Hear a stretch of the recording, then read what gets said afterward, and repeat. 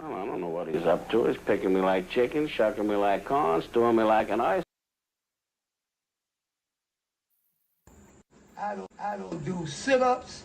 I don't do chin-ups. I don't do nothing but get up through them guts with my Johnson, bro. The hell is you talking about, bitch? Anybody, I'll let all y'all know. My exercise is up to them thighs, bro. Believe that, bro.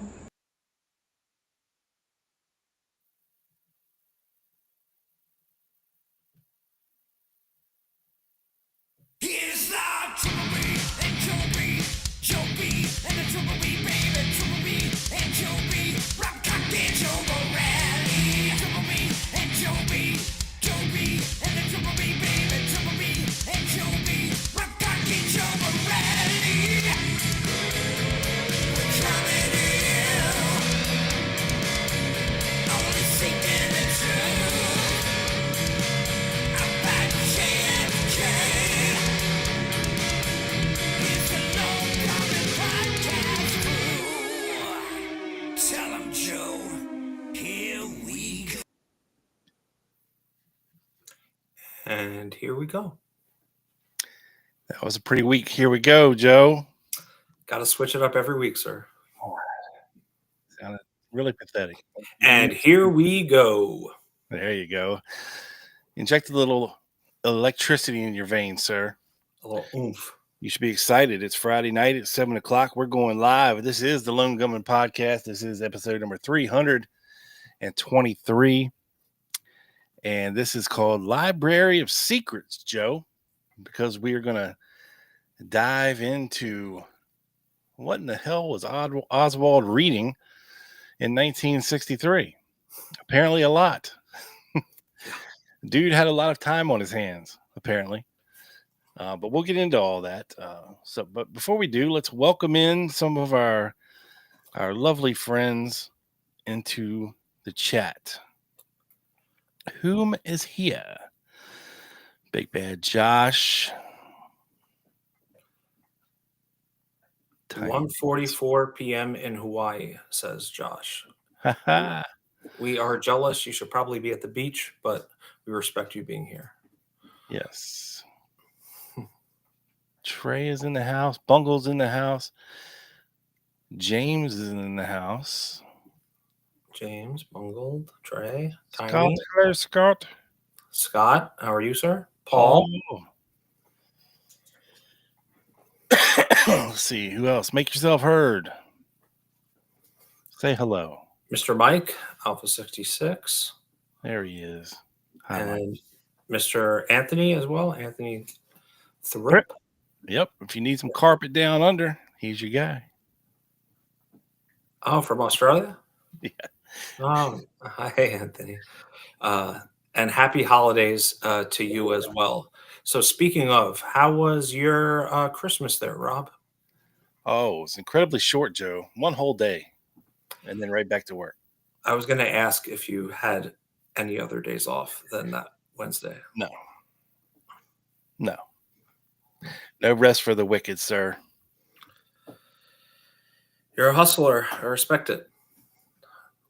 I respect it. You got to do what you got to do. Yes, Sometimes sir. it's okay to be the boss. Hello, Ashley. Saturday morning in Australia. Very nice. What's up, Ashley? But yeah, we want to wish all our loyal listeners, we hope you had a very Merry Christmas or the start of Happy Hanukkah or Happy Holidays, whatever you're celebrating.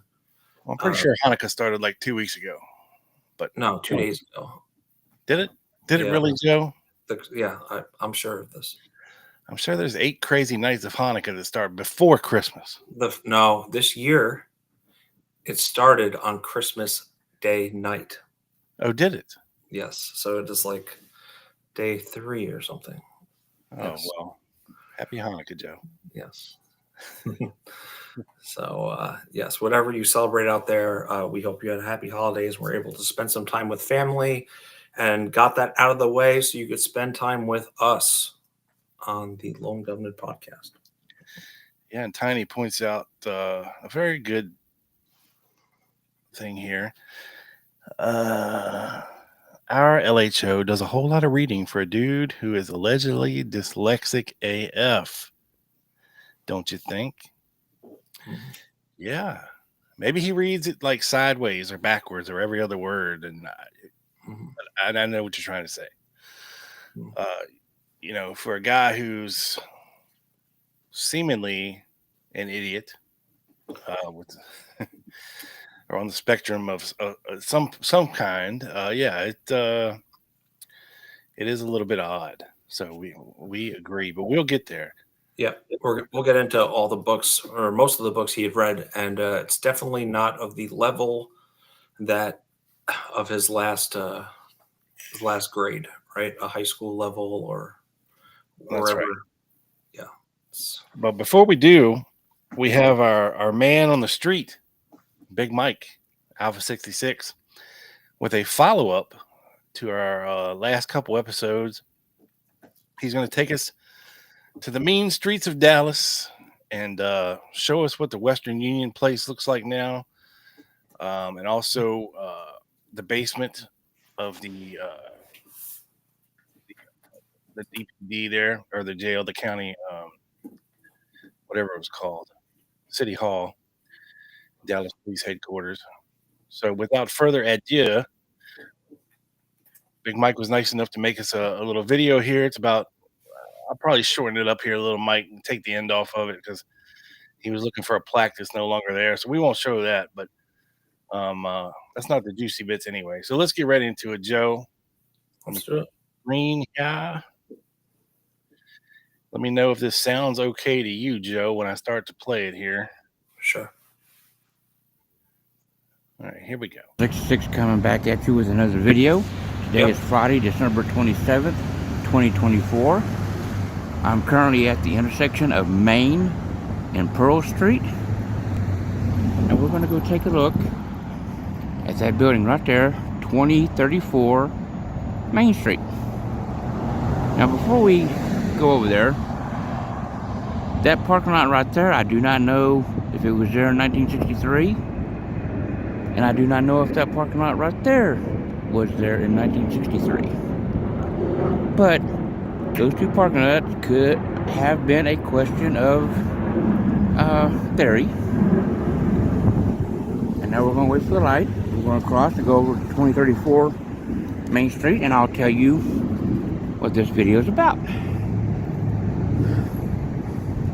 right, well, wait for Mike to cross the street here. I think one of those two parking lots is probably where Jack Ruby parked. Probably that one. That's my guess. I could be wrong, but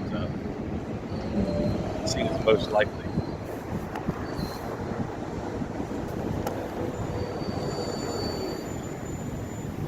Mike, press the button. There you go.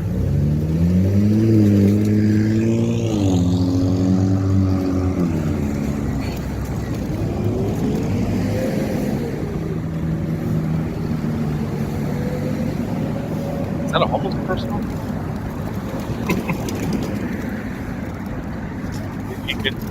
Mike, that's good footage there. Okay, we've crossed the street. We're approaching 2034 Main Street here in downtown Dallas. And on November 24th, 1963, this little building, now a little law office, was a Western Union.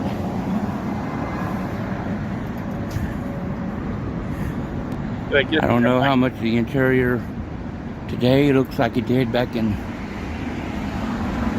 63. But this was allegedly the Western Union that Jack Ruby went to and sent some money to one of his girls, Little Lynn, over in Fort Worth. No mask, no entry. Minutes before he went into the basement of Dallas Police Headquarters and shot Lee Harvey Oswald. Now we're going to walk over towards where the former Dallas Police Department headquarters was, where Oswald was shot. Now we can't get down there at the private law school now Now, there's speculation as to how Ruby got down to Oswald's location. One video I've seen is she had door, it was double doors right there in about the middle of your screen. Yep. I've heard theories that he went in those doors like a back entrance and made his way downstairs. Yeah, I think that's where Paul Abbott was talking about him going. Another thing that I've heard, Yeah, I and think you're right. think this is the more believable thing, is he walked down the sidewalk as I'm walking down. I'm here on Main Street. This is the old Dallas Police Headquarters building, the back of it. That's Commerce Street over there. This is Main Street. And back behind me is where the Western Union was in that building. Walk down the sidewalk. And there's a ramp. Now, I don't know which side is which. I think, I could be wrong, but I think the Commerce side is the entry ramp to the basement, and the Main Street side, where I'm at, is the exit side of the basement ramp.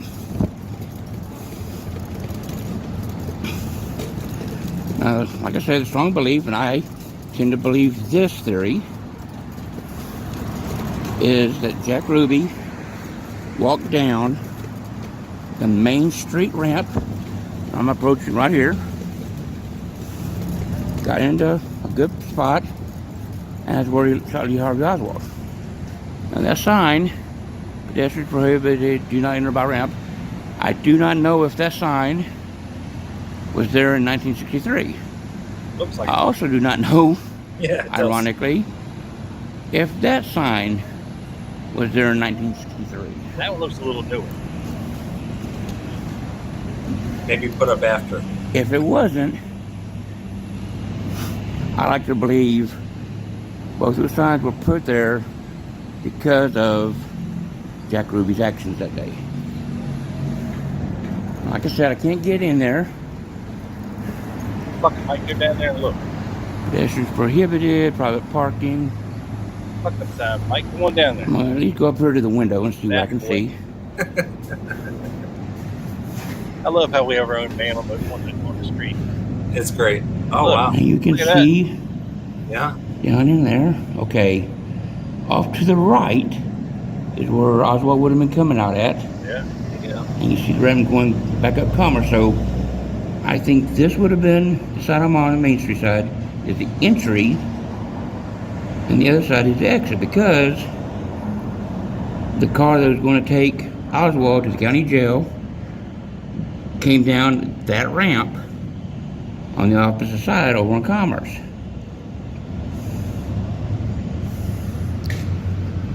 Like I said, I firmly believe that's how Ruby got into the basement. Hell yeah. Wow. Hell yeah. Thank you, Mike, for that man on the street. Thank you, sir. Locale on location of what we talked about there. That is awesome. Yeah, it's a good follow-up. So where he was kind of peering down into, that's where the ambulance backed up into, right? And they would have left from that way, or the Well, one of those sides, I think, had the armored car. They were going to, that's what I meant. Armored Yeah. car. I'm sorry. Yes, the transport vehicle. yeah. And I think they were It was definitely backing would have up, been tight fit. and they were going to possibly leave from where Mike was peering in there. So Yep. very interesting. All right, Joe. So let's get into it. Let's throw up this Secret Service report. C-2650 is what we're going to be talking about here this evening. But let's throw up the graphic first of many of the titles that we'll be discussing here this evening. Rob, if I could just stop you for 1 second, if you don't mind. We want to give a shout out to our friend Larry Hancock for sending us the review copy of his new book, The Oswald Puzzle. And it comes out in, I think, about 2 weeks. We had he had gotten us an advance copy to review, because if, as you will remember, we are going to do a part 2. He was on in November, in January sometime, and it's thick, guys, and I can't wait to read it. I haven't cracked it yet, but our topic tonight will kind of But be a little FYI for everyone. If you don't want to wait till we have him back on, I believe there's a new Dallas action that just dropped today featuring Larry Hancock and David Boylan. So after this show, go check it out. Don't leave right now, but after the show, go check it out. Yes, definitely do that. I was not aware of that, sir. But yeah, we are excited to have that part 2 for sure. And of course, we give our thanks to Larry Hancock. And if you have not ordered your copy yet of the Oswald puzzle, please do. You can go to his blog, larryhancock.wordpress, and get all the details. I think it's through Amazon, right? Yeah, you just go to Amazon, search for Larry Hancock, and it'll pop up. You can pre-order your copy right now. So when he comes on, you will have the opportunity to have read some of it and kind of keep track with us. And I just want to say before we start, hello, Paula. Oh, what's this? Nice hat, Rob. Rob is crushing it with the style recently. I've never seen tie-dyed mesh before. I got this hat. I had to get it. Hello, Paula. Hello, Gregory Stewart. Roger is here. Oh, Roger's in the house. He is, sir. Perpetual Concepts. Salutations. Frank, is he a noob? I'm your newest super spy. Well, hell yeah, brother. Oh, thank you very much, sir. Welcome in, sir. Yes. Please tune in on Wednesdays where we will yap like 6 barbers. Yes. Talk about all kinds of other stuff. Yeah. But we appreciate it. Thank you so much, sir. And I believe if you go back, do we make it free to everybody, or if you're a channel member, it was all levels last week, right? Yeah. So even if you were just a spook, you can go back and watch last week's Wednesday episode. It was our Christmas present to everybody. So check it out, and if you like it, feel free to upgrade your membership. It's only $5 more a month, and you get 4 more shows, a total of 8 a month, which is a hell of a deal. Definitely. And all right, so let's bring this up. What was Lee reading in 1963? And I kind of made this little graphic here on PowerPoint with a few, maybe half of some of the books and novels he was reading. And it goes from everything from,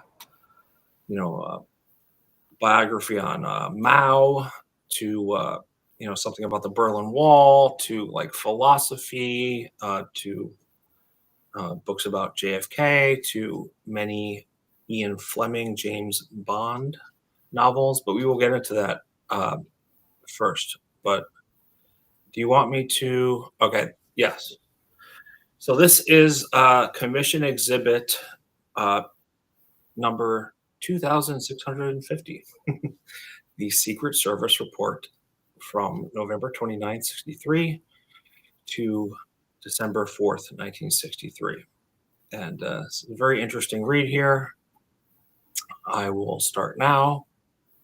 Reference is made to the something report of Special Agent Stewart, Dallas, dated November 27th, 1963, in which it was mentioned that Lee Harvey Oswald had among his belongings a New Orleans Public Library card number 8460, and also to a telephone call from Special Agent in Charge Bauk to Special Agent in Charge Rice, requesting inquiries be made to determine if Lee Harvey Oswald had checked out any books pertaining to the U.S. Secret Service.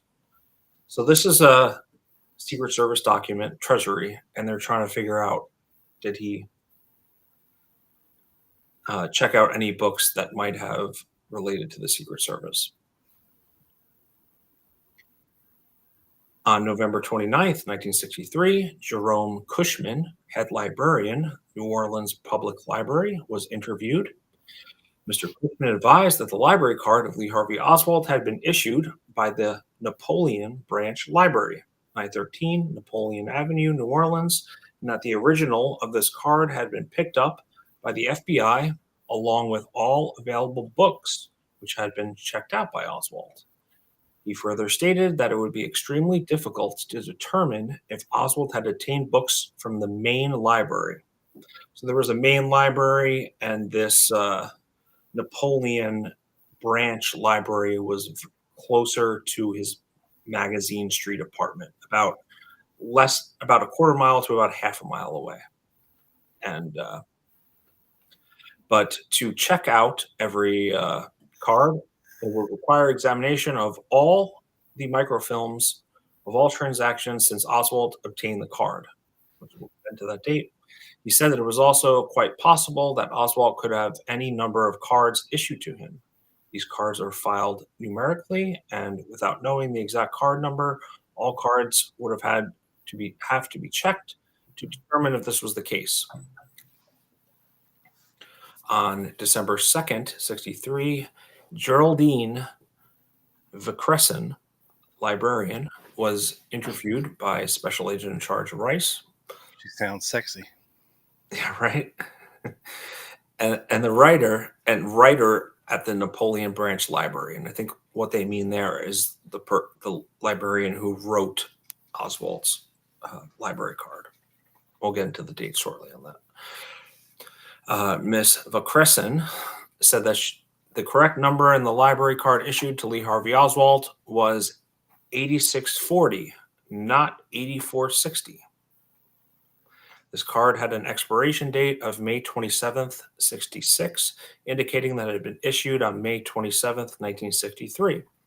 Miss Vacresson said that the original card had been given to Mr. Cushman, head librarian, who had in turn given it to the FBI. She also said that a number of the books which Oswald had checked out had been turned over to the FBI and that she had not retained a list of these. Interesting. On the next day, December 3rd, 1963, Special Agent Steve Callender, FBI, was interviewed and a list of the books checked out by Oswald was obtained. See attachment. We'll get into that shortly. This consisted of 34 books, of which 27 are being held by the FBI. The remaining 7 books that Oswald checked out are in possession of private citizens, as they were checked out at the time of the investigation by the FBI. So the FBI was actually seizing these books, right? Maybe they had some marks in it, or I don't know what their thought process was, but 7 of the 34 books were checked out by other people, and they're saying we can't get them right now. You got to wonder, Rob, what happened to those books? Because I would imagine they gave them back eventually, because I can't see them containing anything of value, but who knows? Right. But then again, if you go to the library in New Orleans and check out that book with, say, Lee Harvey Oswald's signature on that, say the back cover of the library card, that's worth a lot of money. You could pay that lost book fee, right? And have a piece of history. So I don't know. That would be very interesting. On a December 3rd call was received from Special Agent in Charge Bauk, requesting that an inquiry be made to determine if Oswald had obtained any of the 4 books written by the following authors: U.F. Bogman, Harry Neal, Edward Starling, or Michael Riley. December 4th, 1963 visit was made to the Napoleon Branch Library, where it was determined that none of the aforementioned books had been checked out by Oswald. Translation, I don't think he checked out any books in regards to the Secret Service, is what they're saying here. The difficulty in examining the records of the main library has been explained above. Of the 9 remaining branch libraries, 5 have a record system similar to the main library. They're essentially just comparing what if Oswald checked out a book from one of the branch libraries and returned it to the main library, or vice versa. Would they have a record of that? Yes, And Vince Palomar was not writing books back then yet. no. Okay. So that is the Secret Service report in 2650. Commission exhibit. Gotcha. So let's start with the first anomaly on the list here, Joe, because I believe you said that Oswald obtained his library card on May 27th, 1963. Is that correct? That is correct. I'll bring it up in a second, sir. Yet somehow, on May the 22nd, he checked out a book, a biography, actually, Portrait of a Revolutionary, Mao Zedong. Yes. So this is a picture of his library card with his address on Magazine Street, and also a picture of the application for the library card. And you will notice it is dated May 27th, 1966. Which basically means it's good for 3 years. Yes. So the question becomes, how did he check out a book on May 22nd without a library card? Joe? I do not know. You think maybe he might have been using someone else's library card? I Maybe think to it's put very out? possible. Yeah. That would be interesting for sure. Huh. All right. So he checked that out on May 22nd. That's right. Portrait of a Revolutionary, Mao Zedong by Robert Payne. Mhm. A 311-page book, and he returned it on June the 3rd. So he had it for approximately 10 days. Mhm. Okay. Yep. So good on him. Then we go to the Berlin Wall. Okay. Dean and David Hellner. And It's up on the screen. Yeah, 223-page book. On that same day, he also checked out the Huey Long murder case by Herman Deutsch, a murder investigation by a respected Chicago, New Orleans journalist, 180 pages. And he returned both of those books on June the 15th. So that was about 2 weeks. So he's reading some decent sized books at about one a week at this point, right? Now, at this time, he's living on Magazine Street with his pregnant wife and his toddler. And he's also working at the William Riley Coffee Company, I believe, at this time, because that's the employer that he put on his library card.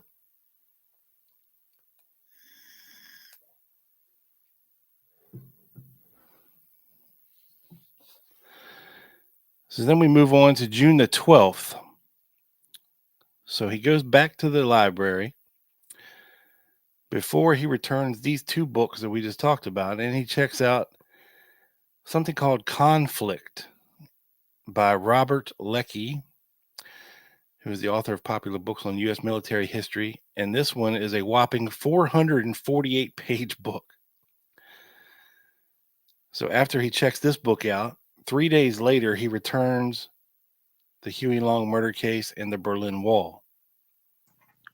Yep. Can I stop you for a second, Rob? Sure. I know. So Robert Leckie, I'm a big fan of World War II things, and Band of Brothers, right? The popular paratrooper series on Netflix. There was another 10-part series called The Pacific on HBO, which followed members of pretty much the First Marine Division, John Basilone, and Robert Leckie was actually a main character in the HBO series. He worked for a newspaper before he came back, worked for a newspaper, and ended up being a really successful author. So really funny that he's reading that book, because that guy was a fan of mine. Just very random, right? Like coincidence. I'm sorry. Well, the full title of the book was Conflict: The History of the Korean War from 1950 to 53. Mm-hmm.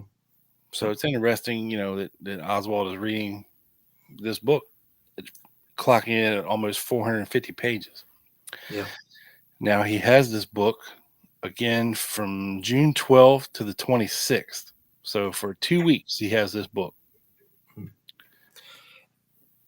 And he did not have one. So you had to return books within 2 weeks of when you took them out, when you rented them. He was not late once. So in my kind of PowerPoint here, I cropped out the return date. The checkout date is on the right side, but it was almost always under 2 weeks, if not 10 days, 12 days. He never was charged a late fee, which is kind of consistent with Oswald's frugal nature, I think. Well, what's interesting is that while he has books out, he's going back to the library and checking more books out. For instance, so while he has the Huey Long and the Berlin Wall checked out, he goes back on the 12th and gets this 500-page book, and then returns those 2 books on the 15th, keeps this book till the 26th, but on June 17th, in the middle of reading this 450-page book about the Korean War, so 5 days after he checks that book out, he goes back to the library, and checks out 3 more books, all right? Yep. One called Soviet Potentials, a Geographic Appraisal. Yeah. It's about geography and Soviet economics. It's a textbook. Yeah. Right? Kind of like about the resources that were on the Soviet land almost. Yeah. And this book was 262 pages. He also checked out What We Must Know About Communism, Its Beginnings, Its Growth, and Present Status. And this was a 350-page book. Mm-hmm. It was an expository textbook on communism by a husband and wife writing team in psychology and sociology. J. Edgar Hoover wrote the recommendation. The book was checked out from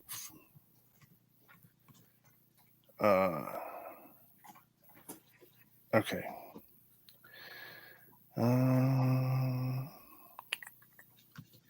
Harry and his wife Bernaro Overstreet.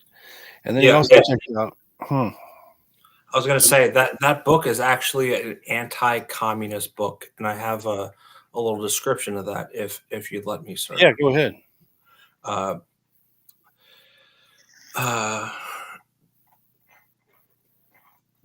You don't need to keep this list up, Joe.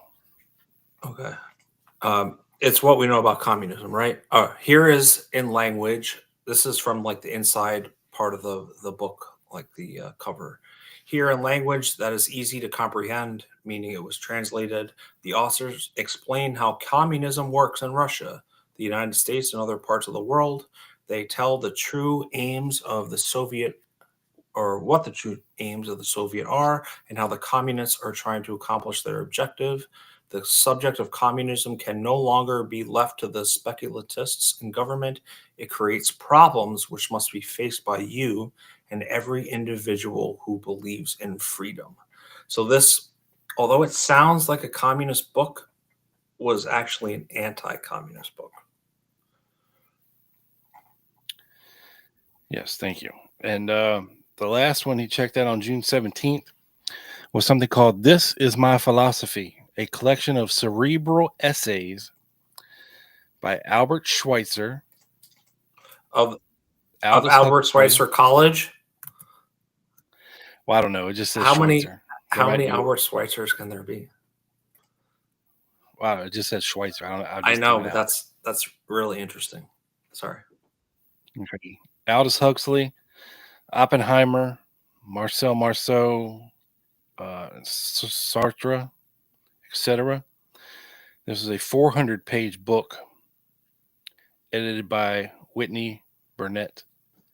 Full title, This Is My Philosophy. 20 of the world's outstanding thinkers reveal the deepest messages that they have found in life. So so far, this is the one that grabs me by the cojones, Joe, as very interesting. Mm-hmm. You know, like, all right, now this he's diving deep. He's diving deep. Yeah. All right, so in the middle of having those 3 books out that he returned on July 1st, okay, he checks out 2 more books in June. One by Arthur C. Clarke entitled A Fall of Moon Dust.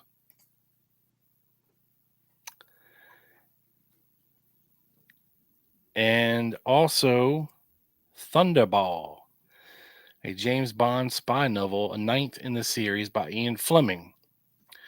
Each of these books clocking in at close to 250 pages. Now, he must have really been digging Thunderball, because he returned that on July 8th. He returned A Fall of Moon Dust on July 12th. On July 1st, he checks out JFK, Portrait of a President by William Manchester, clocking in at 266 pages. That was returned 2 weeks later on July 15th. On July 6th, third in a popular Napoleonic-era quasi-historic adventure series by noted author C.S. Forester, called The Hornblower and the Hotspur. And this sumbitch was 400 pages. Okay, he checked that out on July 6th, took it back July 20th. Yep. And really also, quickly, the Hornblower and the Hotspur, Rob, I got a little summary. It has to do, AKA Judith Baker and Beverly Oliver, the Hornblower and the Hotspur.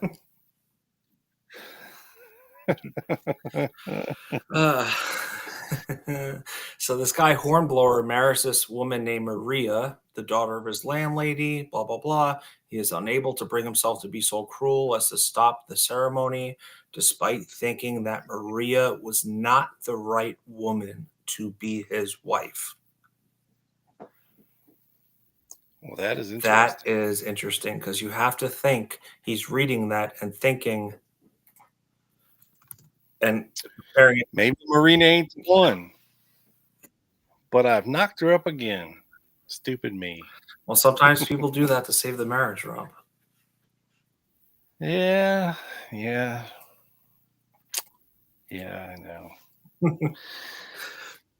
know. Moving right along, also checked out on the same day as Hornblower and the Hotspur was something called One Day in the Life of Ivan Denisovich. Yep. Soviet Prison Camp Life by a Nobel Prize winning anti-communist Russian author, rocking in at 192 pages. Yep. And that plot line, in the madness of World War II, a dutiful Russian soldier convicted of treason and sentenced to a Siberian labor camp begins this masterpiece of a modern Russian fiction of a harrowing account of a man who has conceded to all things evil with dignity and strength. Yeah, sounds like a very enthralling book. Okay. Moving right along. July 10th, he checks out 2 more books. One called Russia Under Khrushchev by Alexander Worth, which was a documentary history by the famed Russian-born anti-Nazi British journalist, clocking in at 350 pages. Returned 2 weeks later on July 24th. And also something called The Hugo Winners, edited by Isaac Asimov. This was a first volume of 9 short stories of science fiction's best, edited by a noted science author who I said Isaac Asimov. Yeah. Interesting. Yeah. No, and there's a nice mix of science fiction / fantasy in these 34 books. Oh yeah, That's not the only one, as we'll see. true. So like I said, those two were checked out on the 10th and returned on the 24th. 2 weeks to the day. So then we moved to 5 days later. I mean, it seems like we have a pattern here, Joe, where he goes and checks out some books and then goes back the next week and checks out a couple more books, and then he goes back and returns those and checks out some more books and then returns those. So he's always got something to read for sure. Yeah. So yeah, we're up to July 15th, and he checks out, like I said, 2 more books. One called The Blue Nile, which is a history exploration of the Nile by the renowned author and war correspondent Alan Moorhead. Alan Moorhead. Paging Alan Moorhead. That one clocking in at 368 pages. Same day, he also checks out Profiles in Courage by John F. Kennedy. Maybe you've heard of him. Okay. Then Senator John F. Kennedy's account of the 8 U.S. senators whose courageous political battles created a better America, clocking in at 270 pages. Okay. Yep. 3 days later, he goes back to the library and he checks out 5 full-length spy novels. The Great Impersonation by E. Phillips Oppenheim. Green Mantle by John Buchan or Buchan. Epitaph for a Spy by Eric Ambler. No Surrender by Martha Albrand, and No Entry by Manning Coles. And these are 5 spy novels selected by Howard Haycraft. And this book of 5 books clocks in at almost 800 pages long and was returned on August the 1st. Checked out July 18th. Then we move on to July 30th, where he checks out 2 more books. One called The Hittite. Okay, this was a historical fiction. At the head of the onrushing Hittite legions was Lord Marduk. He was young, he had great wealth, high rank, and his wife, Marina, was the most beautiful woman in the empire. But her warped passions drove him to seek another woman's arms and loins.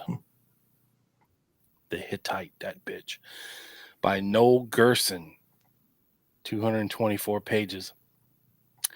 Also on July 30th, he checked out a book entitled Mind Partner, 9 novelettes of life in the future, edited by H.L. Gold, clocking in at 250 pages. Then, this is interesting, 1 day later, July 31st, so he goes back to the library. Mm-hmm. Okay. Yeah, that is interesting. Yep. And he checks out Everyday Life in Ancient Rome by F.R. Cow, 200 pages, and also 9 short stories entitled 9 Tomorrows by Isaac Asimov, which includes 2 comic poems by the great Asimov regarding future computer dangers. And this is 250 pages. Okay. Interesting. So he returned the 5 novels book, the 800-page book, on August the 1st. So he was at the library July 30th, July 31st, and August 1st. And that brings us to August 3rd. He was there as well. Okay. So on August 3rd, okay, All right. lick my finger here. He checks out 2 more books. One called The Expert Dreamers, edited by Frederick Pohl. This was a science fiction anthology with 15 stories, 250 pages long. Returned on the 19th of August. I have it the 5th, but 3rd of the 5th doesn't matter.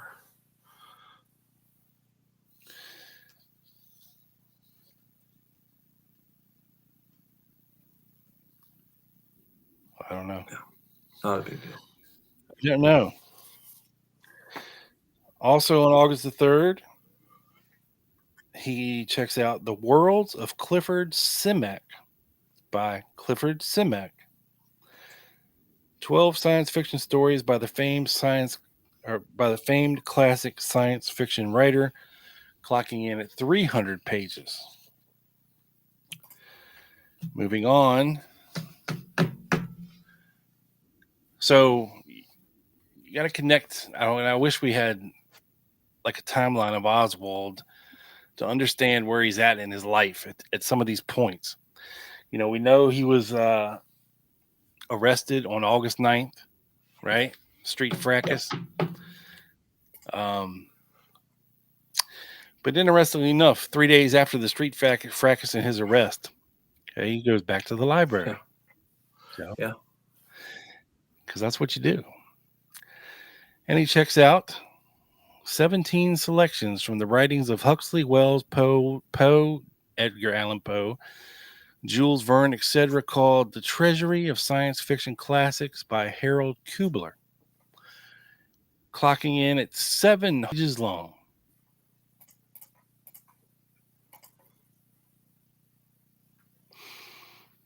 Now, Joe,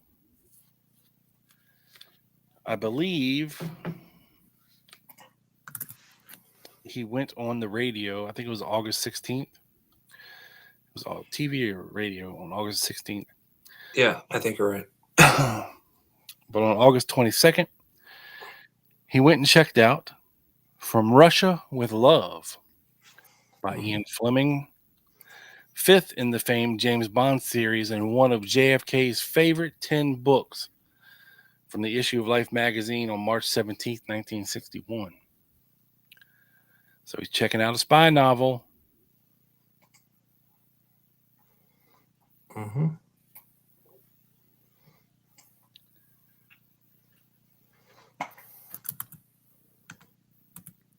August 22nd. Same day as he checks out From Russia with Love, he's also checking out something called Portals of Tomorrow, the best tales of science fiction and other fantasy, which is an anthology by August Derleth of 16 science fiction and fantasy stories, clocking in at almost 400 pages. Same day. Very busy this day. He checks out How to Write Science Fiction and other 11 science fiction stories called The Sixth Galaxy Reader by H.L. Gold, 240 pages. Same day, August 22nd, we're still there. Ben-Hur by Lew Wallace, the famed novel, a Christian classic by a revered U.S. general. Actual title, Ben-Hur, A Story of the Christ. 510 pages. Yeah. Same day.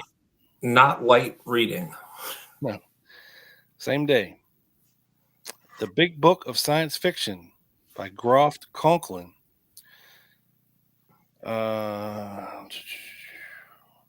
Considered the best science fiction anthologist by many. This one's almost 200 pages. And also, same day, August 22nd, he checks out The Bridge Over the River Kwai by Pierre Boulez. translated from French. The author was a former Japanese prisoner of war, and it's clocking in at 225 pages long. Okay. And then there's a big gap, Joe, in his library activity. Almost a month. Almost a month. He returns some books on September the 5th.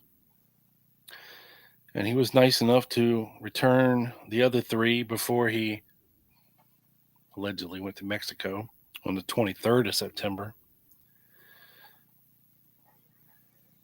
But if, as you say is true, if after 2 weeks he should have had late charges on Ben-Hur, the Big Book of Science Fiction, and The Bridge Over the River Kwai, because he kept those books out for over a month. Okay.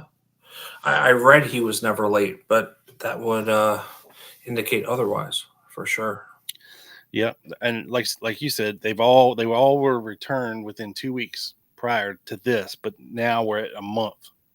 Do you think that could have been because he was in Mexico City? I mean, that's the logical. The weird thing is, if he returned these 3 books that he had out for a month on the 23rd, it's weird because on the 19th of September, Ape and Essence by Aldous Huxley, which is science fiction, and it's Huxley's vision of a brutal world after nuclear war circa 2108. Okay. 207 pages, written in 1948. So Well, that's you got wild. four books on the 19th, no? Yeah, that's the first one. But it's just weird that he would return these 3 books on the 23rd, but he went back on the 19th and checked out 4 more. Why wouldn't he take out the 3 that he had already had for a month back on the 19th when he went there, instead of going back 4 days later to return 3 late books? That's a good point. Yeah. I don't know. So also on the 19th, he must have been dropping acid this weekend because he's on a real Aldous Huxley kick. He checks out Brave New World, ranked 5th on the Modern Library's board list of the 100 best English language novels of the 20th century. A futuristic novel of science fiction, almost 300 pages long. And then he also checks out Goldfinger by Ian Fleming, the 7th in the James Bond novel series, 220 pages. And then he also checks out Moonraker, the 3rd novel in the James Bond series by Ian Fleming, 256 pages. A.J. Weberman also has famously noted that none of the books that Oswald read were written by leftists.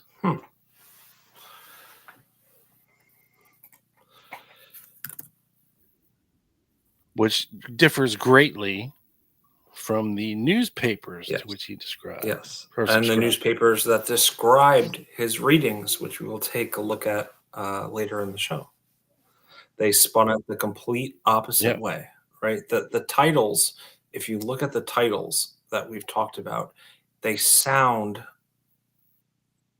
extreme and communist, and a couple of them were, but for the most part, they were very right-wing and against communism, which is just interesting to see how they spun that. Yep. Now, A.J. Weberman also says that in July of 1993, he contacted Chester Briggs, who was Oswald's landlord on Mercedes Street when he was living there. He says, I saw him weekly. He was an aloof, strange, different individual, very quiet, and he read quite a bit. Not an aggressive person. He was relatively orderly. It was a low-income area. I don't know how Oswald found out the property was for let. Oswald had his own entrance. The postman that came there also delivered to my commercial building where I had a business and told me that Oswald was being investigated for receiving subversive literature. So very interesting stuff. Yeah, it doesn't it doesn't line up with exactly how they portray it for sure.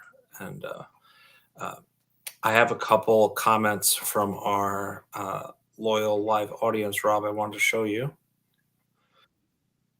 I think these Yes. are in order. The Blue Nile by Moorhead is a great book. Okay. Paul Cummings asked issue temp cards, and that is in relation to the May 22nd / the May 22nd sign out date, May 27th issue with a library card. Yes, that is one of the theories, that he could have gotten a temporary card, been able to take out a book, and then got his regular card. Or, like you mentioned, Rob, he was using someone else's library card. Those seems to be the two main. Scott Edwards with a great comment. Good guy, David Ferry's library card. uh, It was a good library card. and Robert Leckie from the Pacific series by Hanks and Spielberg. And yes, James, he wrote the book Helmet for My Pillow, which was kind of like a detailed Sounds like a detailed book on novel. his. Oh, it's the opposite of that. Of his experience in the Pacific, but I think Slack Dan says happy dudes chat, happy 25 to all. You too, sir. Paula Jane Aldous Huxley died 11/27/22nd 63. I don't know if that's true, but that It is would true. be, that's crazy. While he was tripping balls. The last two books he checked out, or Oswald checked out, was from Huxley on the No, that was from Ian Fleming, but it was on the same day. no. Yeah, 9/19. Ape in Essence, Brave New World. At least based on the CE report, Commission Exhibit, we have 4 on the 19th. So,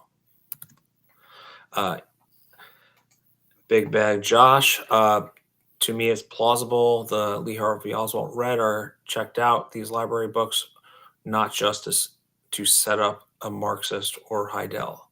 Yeah, it would have to be going. It would be a lot to say it's a conspiracy. Although, Did AJ Heidel have a library card? That would be funny. I don't know, but I know all the librarians were. There are millions of records we'd have to go through. I think they were in like those index cards. They're like, we're not doing that, even when Well, the FBI. look. It's I grew up, fucking camera, I swear. So I grew up in the 70s. And even back then, like, I used to go to the library, right? This is way pre-internet. Okay. So that's what you did when you wanted a book. You went to the library, Mom took you to the library and you picked out some books, whatever. But I remember distinctly getting my very first library card. And it wasn't a big deal. It wasn't like they ID'd you to death or ran credit checks on you or anything like that. You just basically had to fill out a form saying, this is me, this is my name, this is where I live, this is my phone number if you had one.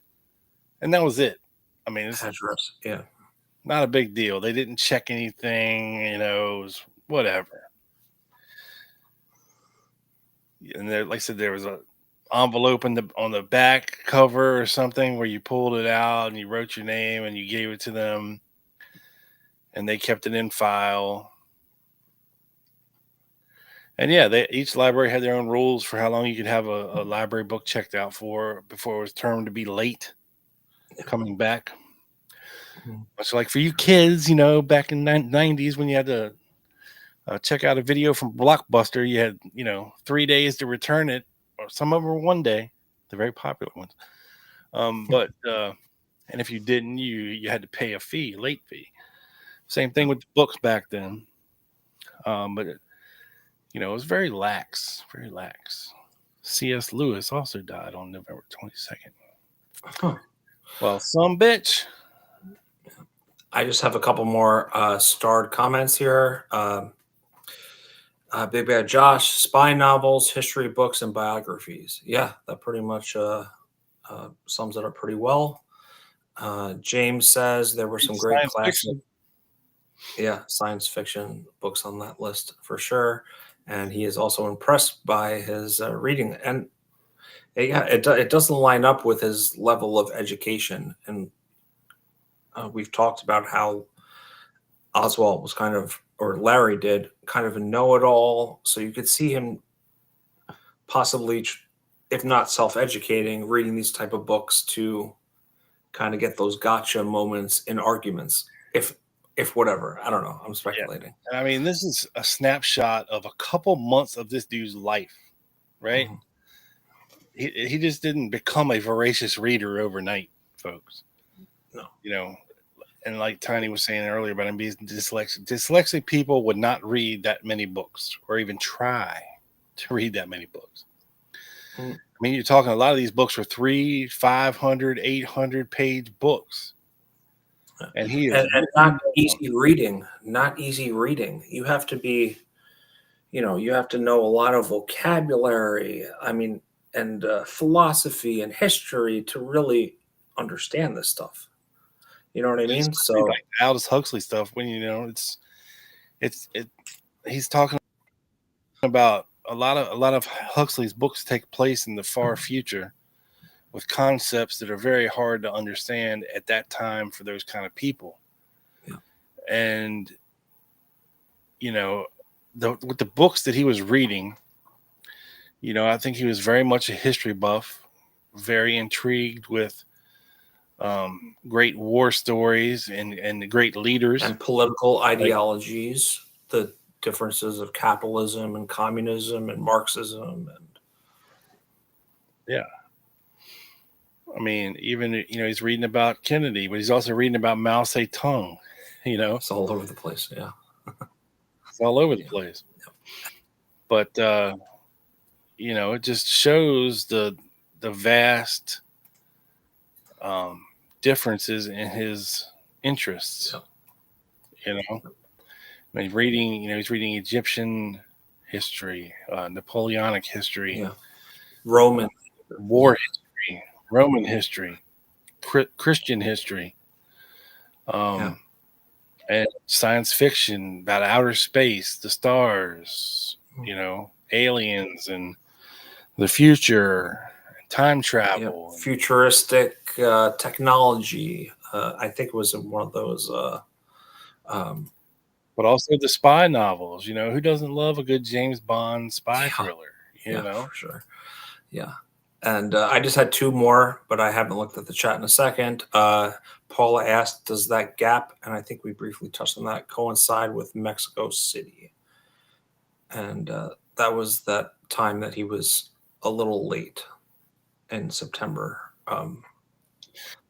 Well, the last thing he checked out, wasn't it in November or September 19th? Yeah. It was September 19th, yes.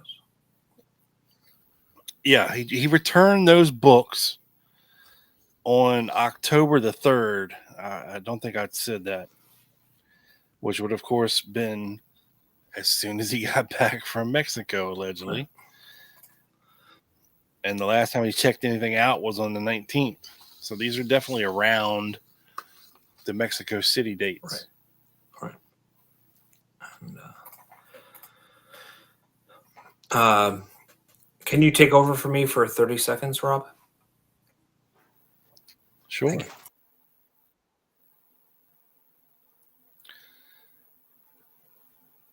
Trey picked up a book today that was stamped property of Beauregard Junior High School. Mind blown. I guess so. It'd been even cool if it still had that envelope and the card in the back that Lee Harvey Oswald had checked it out. That would be even cooler. And now he has a book written about him. He has a lot of books written about him. A lot. A lot. Mike says maybe he was in it for the pictures. I don't know, Mike. A lot of these books he's reading, I think, are more words than pictures.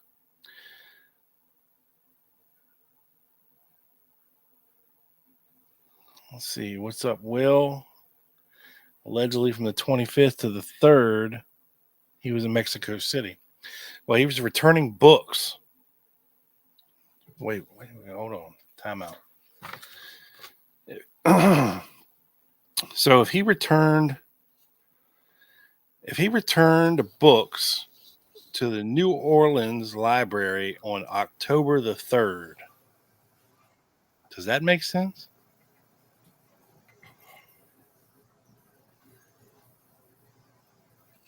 When he didn't he leave Mexico City and go back to Dallas? He didn't have anywhere to live in New Orleans at the time, or did he just go back to New Orleans to return some library books?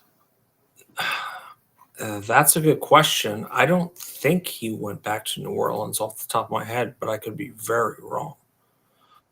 Well, it says he returned these Yeah. last 4 books on October the 3rd, which is interesting. I think we just cracked the case, Joe. Oswald was in New Orleans the whole time. Wow. Yeah. I mean, it doesn't line up, that's for sure. It's definitely more of a detour to go back to New Orleans from Mexico City than it would to be to Dallas, right? Where there's smoke, there's fire. Will. Hey, Will, Smell how it. are you, sir? Smell it. Wow, that's a good point. Yeah. So what do you think, Will? Is that legit? There's no way in hell he could have been in New Orleans on the 3rd if he went to Mexico City. Mhm. Pretty sure. Because I don't think he ever went back to New Orleans after Mexico City. I don't think so either, but don't hold me to that. But that is, and like I said, it's out of the way. You know, it's easier to go back to Texas at that point. So,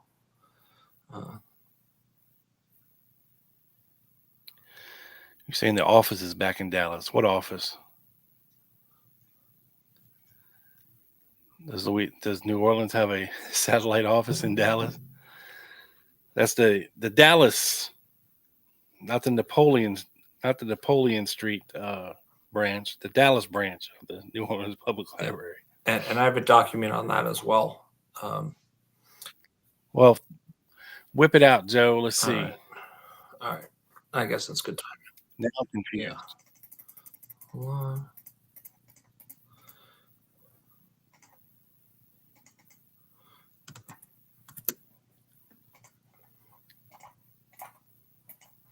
This is an FBI document.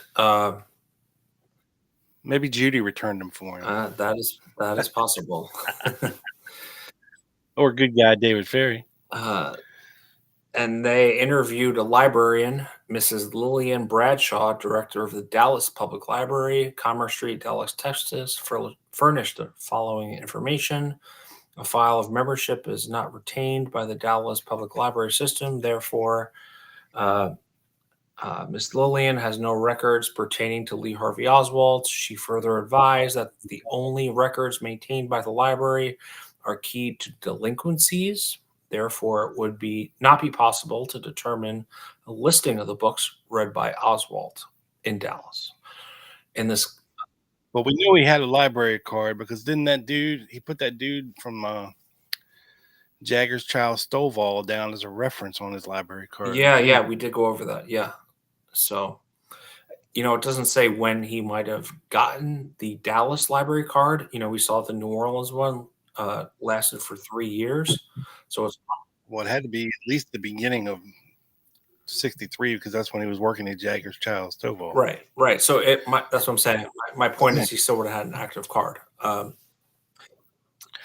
I'll continue here. Mrs. Bradshaw made available 2 copies of a Dallas Public Library delinquency notice, which reflects Lee Harvey Oswald, 602 Elsbeth, Dallas, was delinquent on a book entitled The Shark and the Sardines by Juan Jose Arevalo.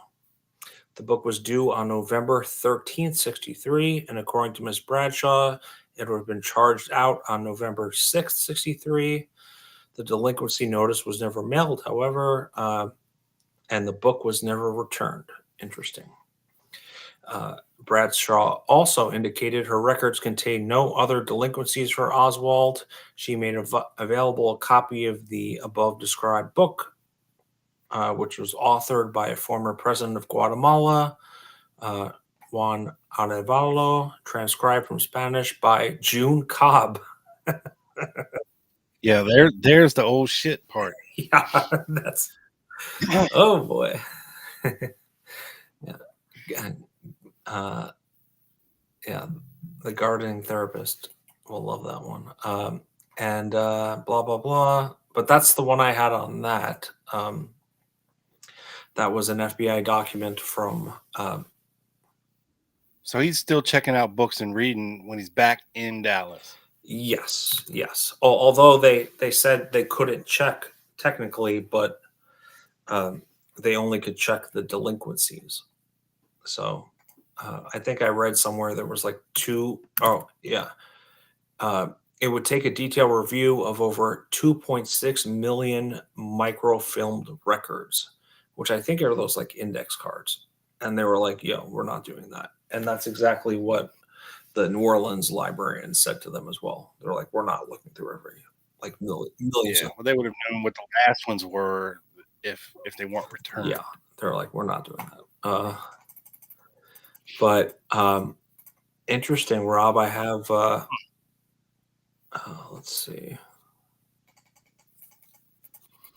Wowza. Yeah. Okay, so they were on this, a few days after Oswald was killed, right? Like the whole library thing. His library card, the books, like within a few days of when he was killed, 27th, 28th, 29th, they were good. But and I think somebody asked this before. Why would they be on this so quickly and be worried about what he was reading? Well, it takes you into the mind of an accused assassin, of course. Yep. And his mindset, his personality, what you read is a very good judge of character. Yeah. Almost like today with like what websites you go to, what people you follow, right? It's not much different. Yeah. What do you watch on TV? What shows do you like? Yeah. For sure. 100% agree. What podcast do you listen to? Hopefully ours. And by the way, if you are listening and you aren't subscribed, we are a couple dozen away from 1900. So please subscribe and like if you have not already. But smash that thumbs up button too. Yes, sir. Smash that. So I came across this, Rob, and this is a FBI document, November 27th, 63, of a Mr. Fred Powledge. Josh says, what kind of porn you watch? Yes, it's a very good indicator of your personality as well. I hope they never search my shit out. That's in there. They already know. Yeah. Big Bad Bob is into midget porn. Oh boy. So I came across this random document and I was like, what's going on here? This Mr. Fred Powledge is a reporter for the New York Times. And this is an FBI doc, November 27th, 63. 3 days after Lee was shot by Jack Ruby. Advised telephonically, which means to me that he called the FBI. That via he telephone. I'm sorry? Via telephone. Yes. That he had been checking the Napoleon Branch Library, New Orleans, Louisiana, for books that Lee Harvey Oswald had read. As a result of this search, he advised that Oswald had checked out the following books, and we have gone through these. Although the titles for these, The Berlin Wall, Portrait of a Revolutionary, Huey Long Murder Case, Portrait of a President, Russia Under Khrushchev, is kind of like Very picky and choosy there. exactly. Yeah, they're choosing the titles that sound the worst, Yeah. right? Yeah. Yeah, for sure. So then I come across this, Rob. Sorry, I'm jumping around here. A New York Times article, coincidentally enough, the next day by Fred Powledge. What do you know? Nosy Powledge. Nosing around in the Napoleon Branch Library on Napoleon Street here. Oh man, you can't make this up. And I didn't even I made this. I made this First, in the immortal words of Ricky Bobby, Joe, if you're not first, you're last. That's true. So he had to get on this article very quick. Yeah, I mean you got to claim the narrative for sure. It starts. Lee Harvey Oswald, accused assassin of President Kennedy, borrowed last summer a library book on the political assassination and several critical of communism. The book on the political assassination was an account of the death of Huey Long, he was the former governor of Louisiana and later a politician. Continues, Oswald also checked out a number of science fiction books by Ian Fleming's spy mysteries, which we went over. The list offered a glimpse into the mind of a man accused by the Dallas police of having killed Mr. Kennedy in that city last Friday. Oswald, who was shot dead on Sunday by a Dallas citizen. That's pretty vague. While being taken from one jail from another, was a quiet man given to reading. Acquaintances have recalled. He talked little to the people with whom he came in contact. When the book on Mr. Kennedy was examined today, it bore the rubber stamp phrase on the flyleaf Fair Play for Cuba Committee, New Orleans, LA. I don't know what that means. When the book on Mr. Kennedy was examined today, are they referring to one of the two books of Kennedy that he took out in July? Could be. It bore this rubber stamped phrase on the flyleaf, Fair Play for Cuba Committee, New Orleans. Are they saying that he stamped in the Fair Play for Cuba thing on the Kennedy book? It sounds like that's what they're saying. That may be why they confiscated or tried to get all the books just to see if he was doing weird shit like that. Right. Well, that's what I said in the beginning. Did he make any handwritten notes? Or on the contrary, can we stamp any notes on there to make it seem like he did? Well, he needed somewhere to try his stamp out, Joe. What better place than in a book nobody's ever going to read? Oh, man. Yeah, it is interesting why. And they had confiscated 27 out of 34 books. And in the Warren Commission document, it says these other 7 we can't get because they're out on loan. So it's like, why are you trying to get these books? And real quick, Joe, on this Huey Long dude. Yeah. For those who might not know, let's see.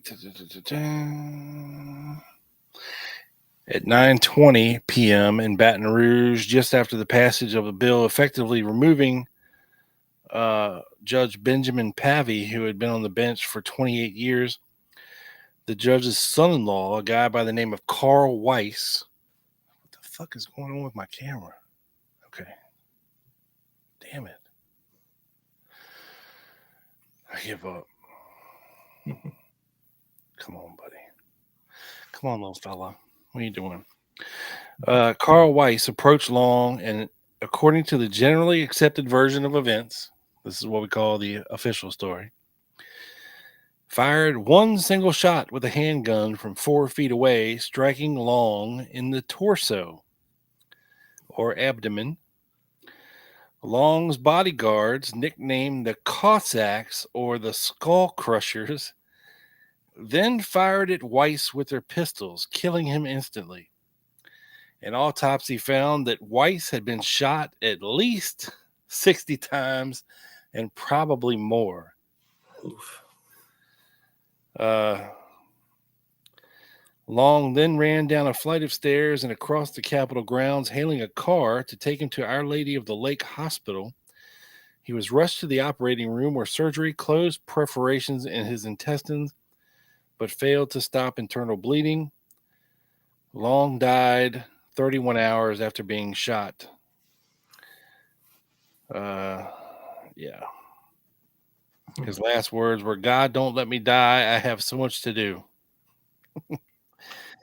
Yeah. So And- that is the Huey Long legacy.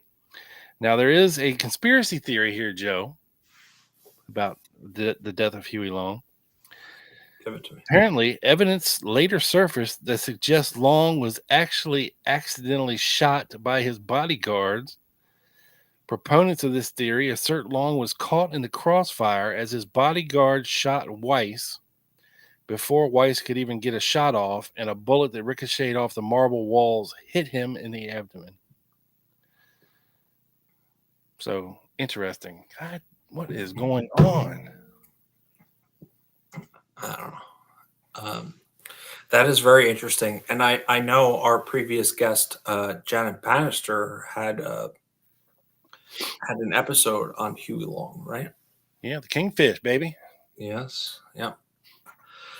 So just to read a little more of this article, it goes into a bunch of the books he was reading and the ones he checked out, which are consistent with the list the FBI document the day before had numbered or had talked about. Portrait of a President by W.R. Manchester. And they're kind of like spitting this as like, oh, he's reading these books on Kennedy, but the two books on Kennedy he read were very pro Kennedy. So unless he was, completely being a contrarian here, you would think those books, especially borrowed 2 weeks after the first one was, you wouldn't read the second one if you weren't intrigued by the first one. So not sure what to make of that. But, they talk about the Berlin Wall, Portrait of a Revolutionary, what we must know about communism. Of course, they don't say that that's an anti-communism book, right? In this article in New York Times, probably some type of Mockingbird. Definitely if he's looking through the New Orleans library a day before, they're not giving those type of details. Soviet potential,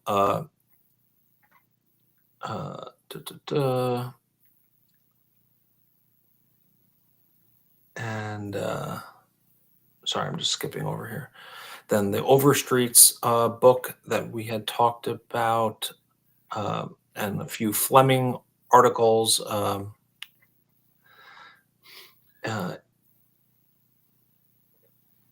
An employee at the Napoleon Library branch recalled today her meeting with Oswald last summer.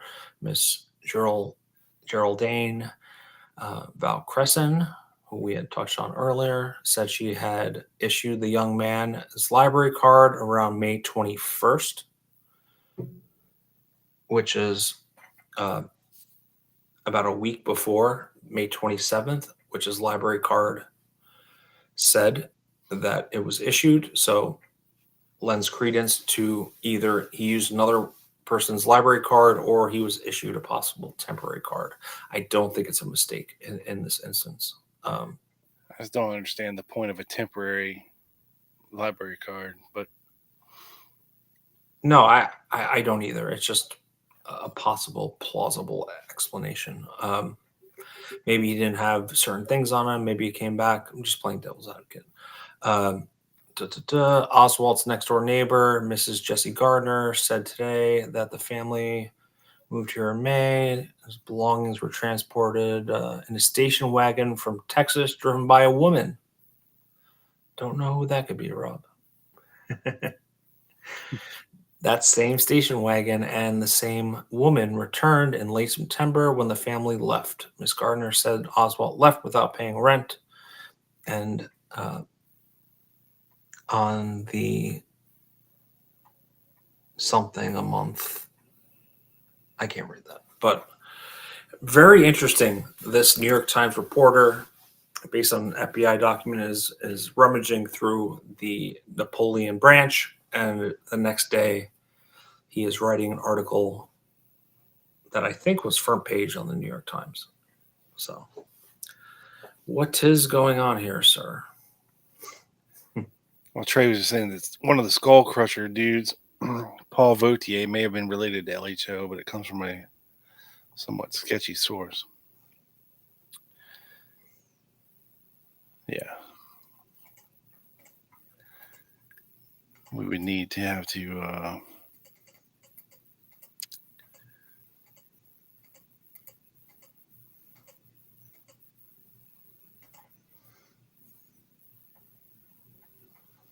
sorry, I had a brain fart.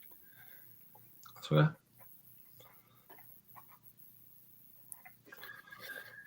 Yeah, but and that's one other thing too about Judith Very Baker's story. When did this dude have time to work, take care of his wife and kids, read all these books, and carry on this elaborate affair with Judith Very Baker in the summer of '63? Like, where can you fit her in at? Really? I mean, seriously.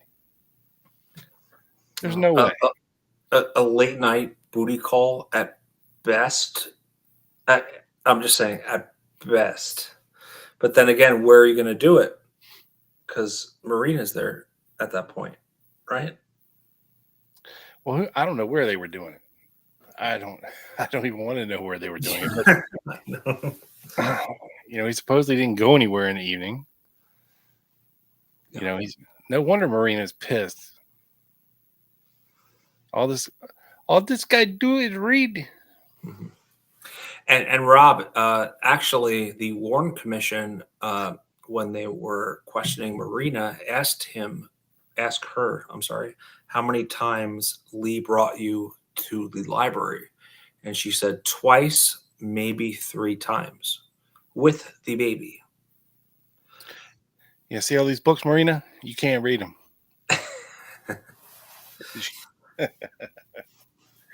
But no, that is just for her Warren Commission. Americans. So, and you know, Marina wasn't like thrilled with that. Maybe she was trying to like, just This dude placate him in a sense. Any spare time he had to be reading.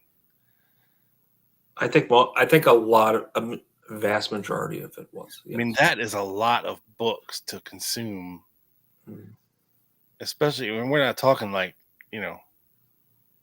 20-page little pocket books. You know what I mean? Like these were legit 3, 4, 5, 6, 7, 800-page books. Thought-provoking, really academic, not easy reads. No. And it's not what you would think for someone of his education level, right? Yeah, and I think it was, I forget who it was now. Somebody mentioned the one book missing is Catcher in the Rye or Lord of the Flies. So one of these MK Ultra books. Yeah, no doubt. But I think it's interesting too. He's into science fiction and biographies and history and all that. But he's also who doesn't like a good spy novel? Right. Especially if you fancy yourself a wannabe spy. Yeah, and Rob, when you read this list in the Warren Commission exhibits, right? The books and the time that they're taken out from the library and borrowed are not in order, right, of time. They're all mixed up. And it seems to me that they put the most damning titles first. Well, yeah. We had to go through and put these in chronological order. They did not. No, they did not. They put them in order of damning order. Yeah, because who's going to read the third page when you read the first, right? Right. And another, reading James Bond novel. yeah, and another thing is the Manchester book on the portraits of JFK. Actually, in the Warren Commission, they have it as John Kennedy as the author, not Manchester. So it's consistent with the kind of his autobiography, right? It seems like they kind of switched around that list to make it the most damning first. Is one of my observations Absolutely. from researching this in the past few days, for sure. Very good observation. Very good. Thank you, sir. All right, Joe, is that all you got, my friend? I think it is. I think I yapped enough. Yeah, I had a couple other things, but kind of said the same thing. But pretty much, yes, sir. Awesome. Well, folks, that's all we got for you for tonight. Thanks for hanging out with us as always. Of course, we're missing a few familiar faces, but hopefully they'll get caught up very soon. And if you weren't here this evening, just know you were missed. And hopefully you'll be here next week in the chat hanging out with us. So without further ado, I believe it's time to call in Dino. Big Dean, and dance us out of here. So thanks again, folks. Go buy some hot sauce from Silk City Hot Sauce. The link is in the description below. I did get my holiday bundle, and I'm extremely happy for it. Fire-breathing dragon, baby. Get your Silk City, people. Yes, and also our merch store, Joe. Yeah. If you haven't bought any merch yet and you want to rock a Lone Gunman, some Lone Gunman apparel, the first week of January, everything is going to be 25% off. Yeah. Starting January 1st. Whoa. So if you're late on the Christmas presents for the fam or Hanukkah presents. Or yourself. Yes. Yeah. If you want to treat yourself, and I got to get the Interpin thing. So, yeah, not a better time to do it than everything is 25% off in the shop starting January 1st. Wow. And again, check out Larry and David on the Dallas Action. I believe it should be out. If it's not out yet, it will be out shortly.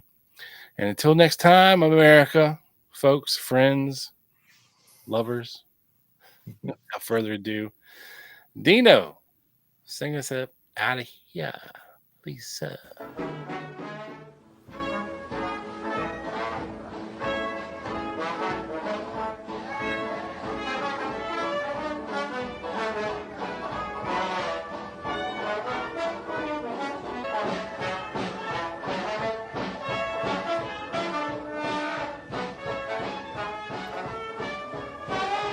The greatest lies are told in the name of truth. The greatest crimes are committed in the name of justice. The quotation is Jim Garrison's. It could be used for him or against him in this strange case.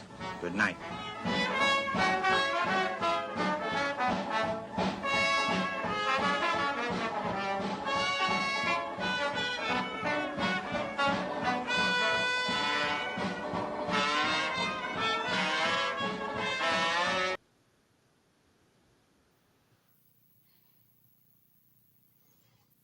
Skull Crushers. Out. Happy New Year's, guys.